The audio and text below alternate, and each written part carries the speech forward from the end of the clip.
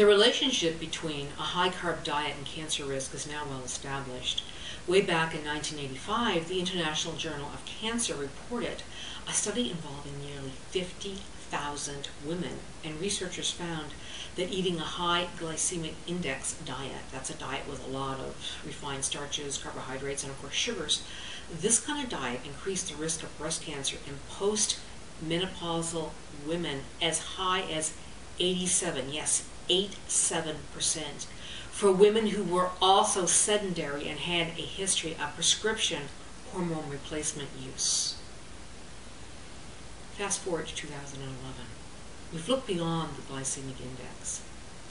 Now it's known to be more about controlling your insulin levels, because common foods such as apple juice, pasta, and my favorite, chocolate, may have a low glycemic index, but they are still high in carbohydrate and can spike your insulin levels.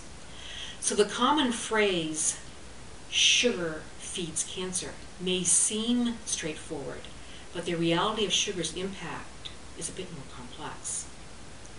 Now, although the glycemic index may be useful in guiding someone with cancer towards a healthier diet, it doesn't give the complete and accurate picture.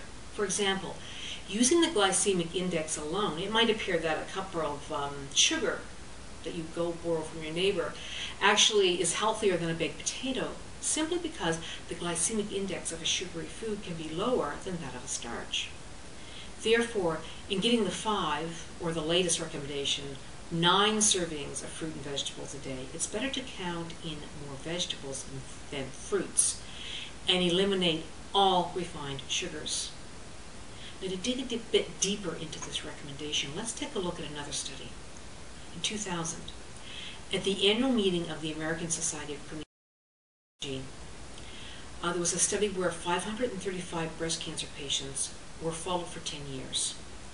And it was found that not only were the breast cancer patients with the highest levels of insulin 8 times more likely to die of their disease, but the researchers also found that insulin levels in the blood may predict whether a woman's breast cancer will recur after treatment. Here again, the women with the highest levels of insulin were 4 times more likely to have recurrences. 4 times. Now, even among those women in the study who were obese, and of course obesity being another known factor to increase the risk of recurrence, the researchers concluded that obesity alone could not completely explain the link between insulin and the reduced cancer survival. The hypothesis was that insulin can spur the growth of both normal and cancerous cells in the breast. So if you or someone you know has breast or any other kind of cancer, tell them it's imperative that they lower and maintain their insulin levels. Besides, elevated insulin levels also increase their risk of heart disease, stroke, and other chronic diseases. And we don't want further complications. However, it was 4 years after this study that the Journal of the National Cancer Institute recognized what a Nobel Prize winner, Dr. Warburg of Germany, discovered almost 80 years ago, that sugar actually caused cancer. And of course, it's now accepted. But further than that, it's accepted as an indisputable fact that getting your insulin levels back to normal is one of the most powerful things you can do to improve your health and lower your risk of cancer. Now, just to provide a quick refresher course in high school biology, the pancreas after you eat carbohydrates, and this causes the blood sugar to rise. And blood sugar is necessary for life. It's not a bad thing. It's necessary. It's all in the amount. And it's the job of the insulin to make sure that your cells receive that right amount. But insulin also makes your body use more carbohydrate as fuel than fat. So if you eat a lot of carbohydrates, you're essentially telling your body to store fat. And when this happens, you're unable to use your already stored body fat for energy. So a vicious cycle begins because excess carbohydrates not only makes you fat, they make you stay fat. In short, high levels of insulin can cause major damage. And if you want to use your stored fats for energy, your insulin response has to adjust accordingly. Fortunately, this can be achieved by dramatically decreasing or eliminating grains and sugars from your diet, and by getting moderate regular exercise. And restricting grains and sugars may be a tough one.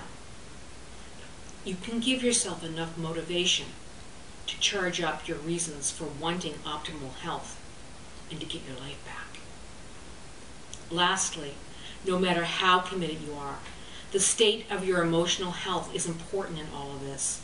You can be as devoted as a monk to making this change, but it will be a monumental task if you have emotional baggage hanging around. So, along with making it an automatic habit to eat like Mother Nature intended you to eat, incorporate some form of stress release and relaxation into your life, and you will find that things like emotional eating won't sabotage yourself.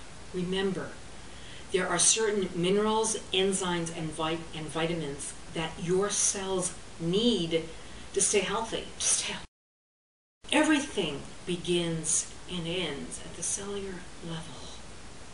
We're nothing more or less than a social network, if you will, of cells that have been encoded with instructions to talk to cooperate with one another, to keep the whole body alive.